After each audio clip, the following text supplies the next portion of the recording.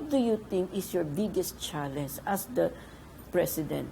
Biggest challenge at this position, I believe that is try to take care each diocese, because each diocese have different situation.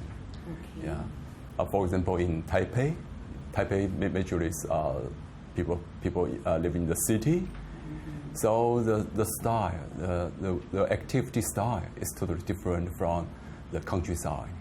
Yeah. Okay. And I also noticed that some dioceses is very active. They're willing to take challenges. So my mission is to support them, to encourage them, to get involved. Yes, get involved. Yes. So I think that God always had a very, very good arrangement. Most of the time, I can take one activity and then another one. Mm-hmm. Most of the time, I will not. My schedule will not be interfered one by another. Yeah. Mm-hmm. So I think that that's kind of God's word. You mentioned you are 7 dioceses here, right? Yes. What is Father Opry told me, you are 7 dioceses. And you mentioned a while ago that each diocese is very different from each other, especially in the rural areas, that sometimes they are more participative rather than the one in the urban area, right? Yes. So, and your role now is to visit each one of them, to give them support in whatever capacity you can, you know. So, to deepen more their faith. As the lay leaders here, you know, when you are now accepting, you know, invitation to go around, you know, what do you think is the biggest challenge that the lay leaders or the lay Catholic apostolate, you know, lay leaders is encountering? Yeah, okay. Because your term as president is very short, only 1 year, 2 years. So I cannot say you know everything. But in your short observation, what do you think is the biggest challenge or the problem that you have seen? Yes. Okay. No matter for church or deanery or diocese, at any position, I think the biggest challenge is to organize a team. Okay. All the members have the same goal. Yeah, they are willing to do the same thing. They have the they are because even though for a small church, different members from different area, people always have a different opinion. Okay. Sometimes will be whenever you propose to go this way, and some people always say, hey, they strongly opinion to go the other way. Okay, yes. So I think the big challenge is try to make a team. Yeah. No matter we know each other very well or not, but at first we have to become a team, a good team, a good relationship. Yeah. Okay.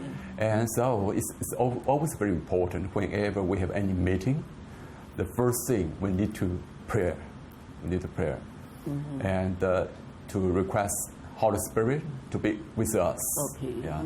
Then later on, I noticed that the meeting will go very smooth. Now, Mary, as the delegates for the International Eucharistic Congress, I know this is the heart of any Eucharistic celebration, you know. In your experience, because you have been to Cebu and you have been to Rome already, so as the Vice President for the Catholic Lay Apostolate, you know, of Archdiocese of Taipei, what do you think, you know, is the biggest problem that you can encounter, you know, by inviting them to attend this Eucharistic Congress? You mean because you are the local challenge? one, you know, in the church, the challenges, or maybe the problem that you think you might encounter to convince them, please come to Cebu. I would say before, like 4 years before, Eucharist Congress is not familiar. Okay. For the Taiwan Church, even the bishop, the clergy, and the apostles is not familiar. So since last time is 2012, we went to Dublin and to participate in the 5th anniversary, and the IEC in Dublin.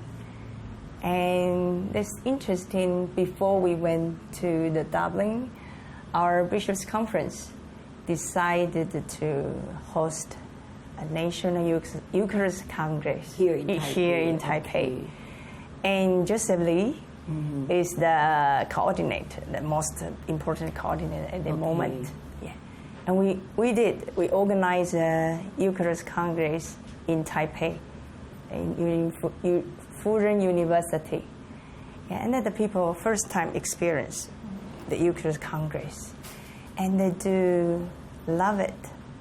So we signed the paper to ask the permission from the Bishops' Conference, if that's possible, for every 2 or 3 years, we can have a National Eucharist Congress in Taiwan, and they will take turn in different dioceses. Okay. Yeah, and the Bishops' Conference say yes.